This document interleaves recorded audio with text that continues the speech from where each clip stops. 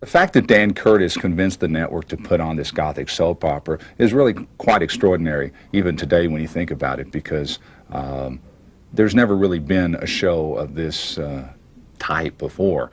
You have NBC trying something with a supernatural now with a show called Passions, but you know, Dark Shadows was just this really far-out mixture of Gothic romance mixed with supernatural horror. When Dark Shadows was put on daytime television, you know, ABC went with this Gothic approach, but the series did not have the far-out elements that it later embraced. You had very light-hinted supernatural elements, but it was, again, very subtle. So the network really wasn't looking for this vast youth audience. That became just a bonus as the show progressed and became more supernatural, with Barnabas the Vampire and all the ghosts and other supernatural elements.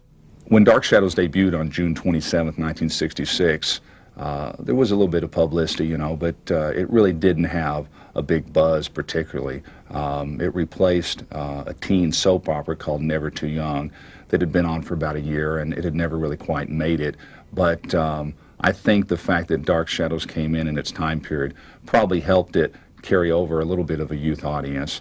But at the same time, the series really didn't have that sort of hook to it. And it really did not do that well for the first 6 months or so. And then Dan Curtis brought on this Phoenix character who was the little boy's mother who had come back from the fire, and it was pretty outrageous for daytime television. And so that kind of paved the way for Barnabas the Vampire. And then that's when the show really got the numbers and had strong ratings.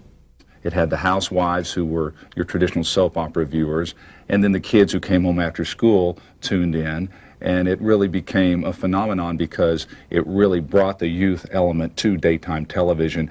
Soap operas, back before you had a Young and the Restless or a General Hospital, Dark Shadows was really that first soap opera that had a large following of teenagers besides just the housewives who enjoyed the romance.